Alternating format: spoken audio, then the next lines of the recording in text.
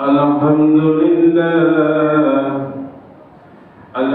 لله رب العالمين حمدا كثيرا طيبا مباركا فيه على كل حال الذي قد أوجد من نوره نورا به عم الهدى أشهد أن لا إله إلا الله وحده لا شريك له وأشهد أن سيدنا محمدا عبده ورسوله لا نبي بعده اللهم صل وسلم على النبي الكريم والرسول العظيم سيدنا وحبيبنا محمد وعلى آله ومن أحبه أما بعد فيا أيها المسلمون أوصيكم وإياي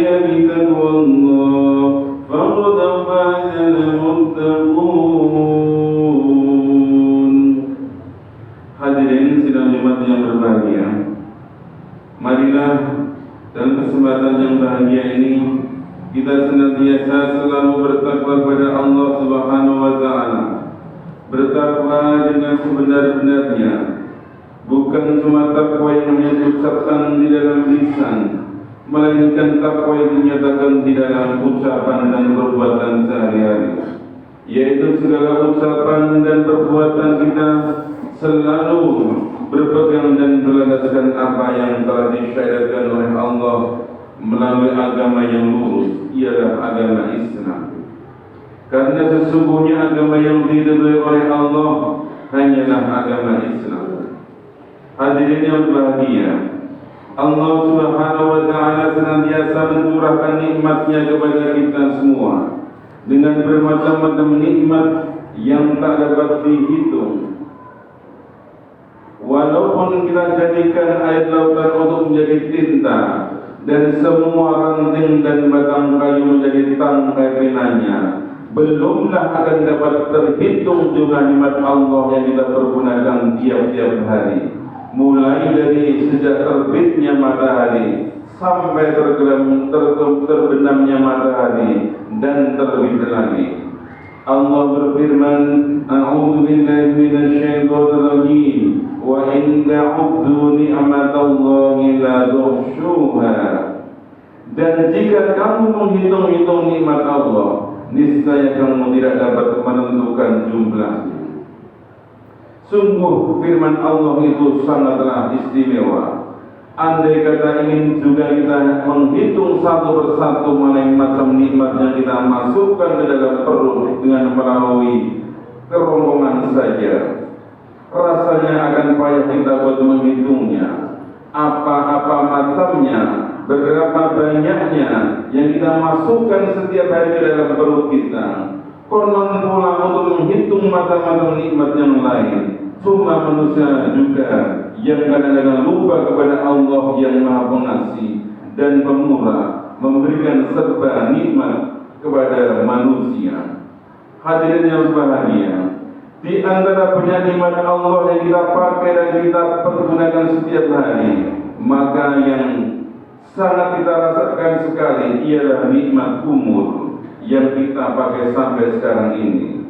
Umur yang kita pakai sekarang ini adalah salah satu nikmat Allah yang mahal harganya dan paling tinggi nilainya. Tidak dapat kita nilai harga dengan uang yang bertumpuk-tumpuk dan dengan emas yang berbunga-bunga. Kalau Allah Subhanahu wa taala telah memanjangkan umur kita sekarang ini, maka sudah sepantasnya sebagai terima kasih kita, sisa umur yang tinggal ini kita gunakan untuk mengabdi kepada Allah dengan arti yang sebenarnya, mengabdi untuk berbuat kepada masyarakat sebanyak mungkin, bisa mengerjakan perintah Allah Subhanahu wa taala dan meninggalkan larang-larangannya. Semakin bertambah umur kita setahun, semakin dekat kepada ajal dan semakin dekat dengan ajal, semakin dekat pula dengan liang kubur.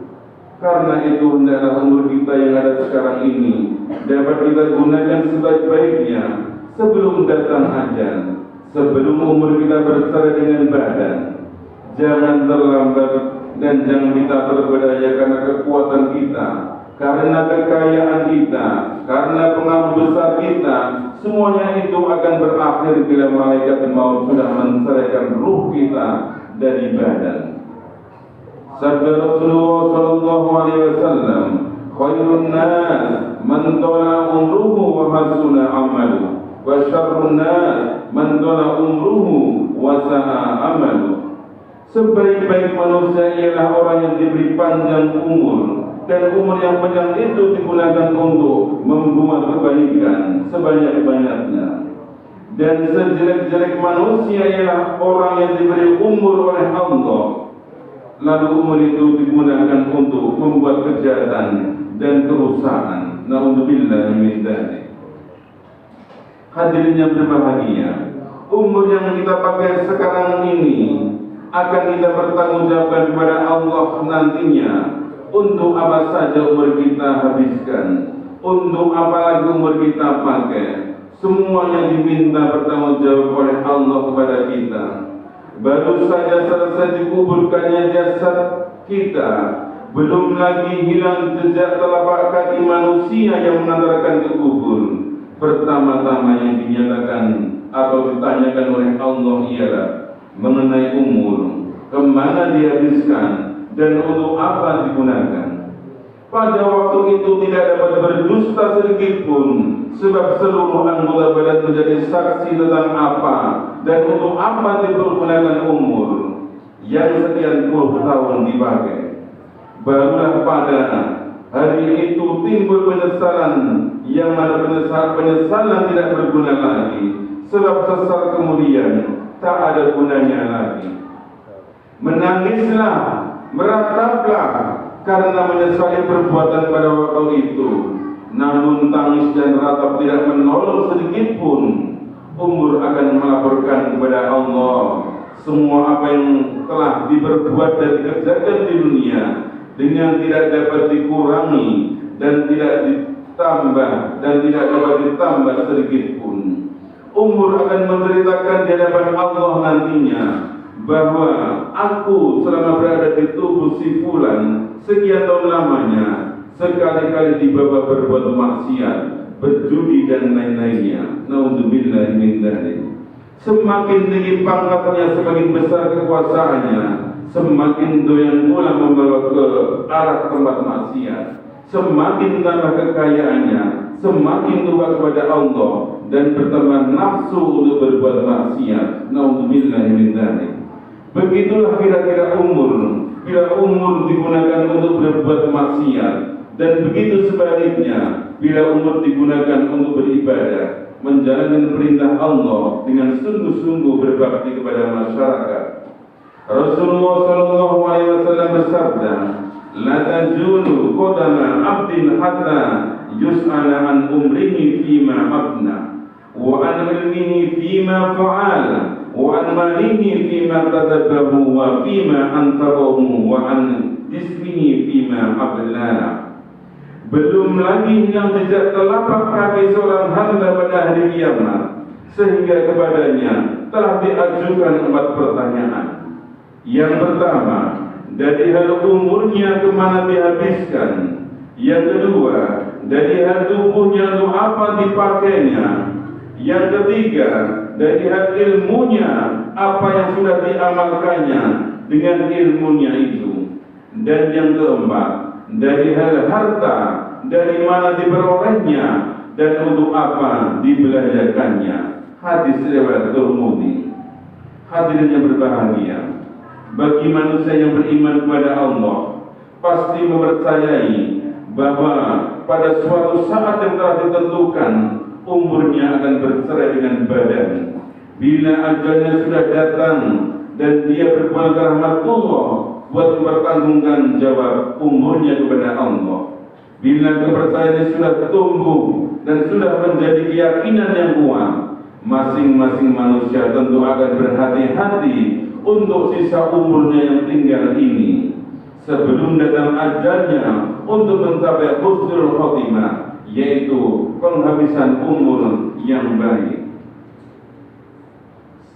Untuk yang selanjutnya, marilah kita gunakan kesempatan hidup kita untuk memperbaiki langkah kita yang lalu. Mohon pada Allah Subhanahu wa Ta'ala agar hidup kita ini selalu untuk menambah kebaikan. Allahumma ja'alil hayata ziyadatan lana min kulli khair, agar mencapai kehidupan yang bahagia, sukses, memperoleh kemenangan yang diridhai oleh Allah Subhanahu wa Ta'ala. Amin ya rabbal alamin. A'udzu billahi minasy syaithanir rajim. Muhammadur Rasulullah walladzina ma'ahu asyidda'u 'alal kuffari ruhamaa'u bainahum taruhum ruk'an sujjadan yabtaguna fadlan minallahi wa ridwana. Muhammad itu adalah utusan Allah, dan orang-orang yang bersama dengan dia adalah keras terhadap orang-orang yang kafir, berkasih sayang kepada sesama mereka. Kamu lihat mereka ruku dan sujud mencari karunia Allah dan keridhaannya. Semoga Allah Subhanahu wa Ta'ala selalu memberi kekuatan iman dan kekuatan akidah kita untuk selalu menjalankan perintah Allah dan selalu meninggalkan larangan Allah Subhanahu wa Ta'ala, atas ridha Allah dan pertolongan Allah Subhanahu wa Ta'ala. Barakallahu li wa lakum bil Qur'anil 'azim wa nafa'ani wa iyyakum bima fihi minal ayati wa dzikril hakim. Taqabbal minni wa minkum tilawatahu innahu was-sami'ul 'alim. Aqulu qawli hadza wa astaghfirullahal 'azim fastaghfiruhu innahu huwal ghafurur rahim.